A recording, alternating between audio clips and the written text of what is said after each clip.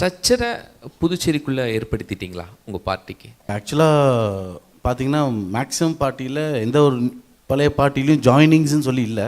இப்போ எங்கள் பார்ட்டியில் டெய்லியும் ஜாயினிங்ஸ் நடந்துகிட்டே இருக்குது.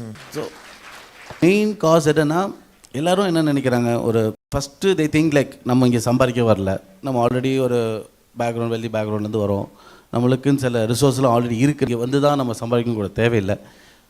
அண்ட் பீப்புளோட நம்பிக்கை ஒரு விஷனரி லீடராக பார்க்குறாங்க. எப்போவுமே வந்து லீடர் வந்து சும்மா ஏதோ வந்தாங்க ஏதோ செய்கிறாங்க. எப்பவுமே லீடர்ஸ் பார்த்தீங்கன்னா மோஸ்ட்டாக வந்து ரியாக்டிவாக தான் இருப்பாங்க. ஒரு நடக்கும், இதுக்கு இப்படி பண்ணலாமா, அது கூட இன்றைக்கி இருக்கிறது இல்லை. பட் இன் மை கேஸ் நான் வந்து எப்போயும் ஒரு ப்ரோஆக்டிவ் லீடராக இருக்குன்னு பார்ப்பேன். இன்றைக்கி ஒரு 10 வருஷம் 20 வருஷத்துக்கு அப்புறம் என்ன வரும், அதுக்கு நம்ம இன்றைக்கே நம்ம என்னவா இருக்கணும், அதை பார்த்து தான் நிறைய பேர் வந்து ஜாயின் பண்ணிட்டுருக்காங்க. ஒரு 10 வருஷம் கழித்து புதுச்சேரி எப்படி இருக்கும்? இப்போ நாங்கள் வந்து இப்போ இந்த வீடியோவில் கூட பார்த்துருப்பீங்க, சிங்கப்பூர் ஆர்கிடெக்ட் வந்து சிபிஜின்னு சொல்லி அவங்க வந்து 188 இயர்ஸ் ஓல்டு ஃபார்ம். அவங்க தான் வந்து சிங்கப்பூர் இண்டிபெண்டன்ஸே சிங்கப்பூருக்கு 60 இயர்ஸ் பேக் தான் கிடச்சிது.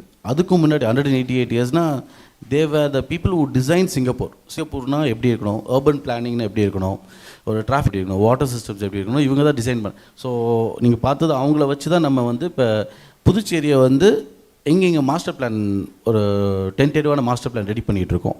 ஸோ பிஃபோர் எலெக்ஷன்ஸ் நாங்கள் அதை காட்டுவோம், இப்போ புதுச்சேரியில் என்னெல்லாம் வரப்போகுது, எப்படிலாம் வரப்போகுதுன்னு ஒரு வீடியோ ப்ரெசன்டேஷனாக ரெடி பண்ணிகிட்ருக்கோம். விஷன் பண்ணி க்ரியேட்டிவாக அவங்க ஒரு இமேஜாக ஒரு வீடியோவாக எப்படி புதுச்சேரி வரப்போகுதுன்னு நாங்கள் காட்டுறதுக்கு வேலை செஞ்சிட்ருக்கோம்.